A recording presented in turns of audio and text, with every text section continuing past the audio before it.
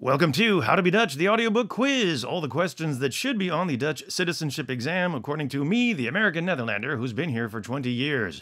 Chapter 2, Dutch Bikes.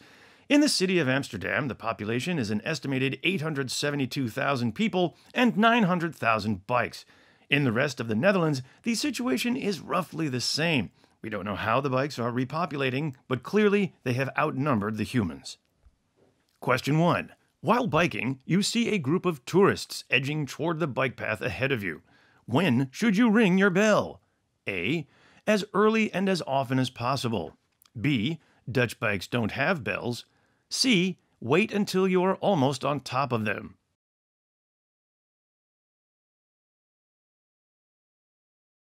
Answer C. Ringing one's bell more often than necessary is for tourists. And while it's true many Dutch bikes don't have bells, most of them do. Even broken down old bikes will have their bells replaced before, say, their brakes. The most Dutch answer is to wait until the last moment and ring your bell frantically, perhaps yelling, "Klootzak!" Dutch cyclists are very optimistic. As the weather gets warmer and the tourists start to arrive, the cyclists continue at full speed, believing nothing could possibly impede their progress. Yes, Dutch cyclists will ring their bells as if genuinely surprised that these newcomers don't know the distinction between sidewalk and bike path.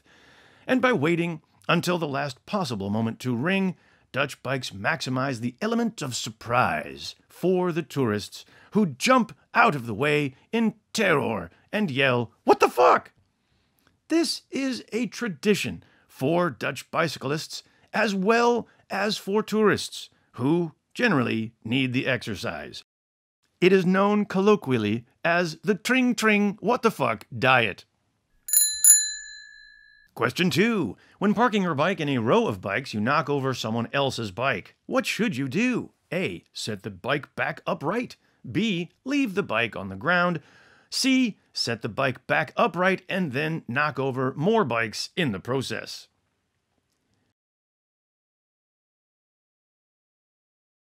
And the answer is clearly C. Yes, in the Netherlands there are so many bikes, it's hard to knock over just one. In Amsterdam, the city has been removing bike racks and replacing them with white borders on the pavement. This strategy is designed to make life easier, not for you, but for bike thieves and for the city's bike removal teams. Either way, there is a cull of bicycle overpopulation. When parking your bike in an area without a rack, it is likely you will knock over a series of bikes, falling like dominoes. It is also likely that there will be witnesses. The witnesses may well be tourists who may well be high on something and laughing hysterically at you. This is understandable, since what you have done is frankly hysterical. You will be tempted to ask them for help, which, given their sense of coordination, is unwise. Simply set your bike upright, and as many other bikes as time will allow, according to one Dutch source, a maximum of 2 minutes. And remember, any bikes falling outside of the white square on the pavement will be removed by the city. Don't worry, this is a natural process known as bike euthanasia. Question 3. When is it okay to judge people on the basis of color? A. Never. B. When you're in the Netherlands. C. When you see a group of bikes of the same color.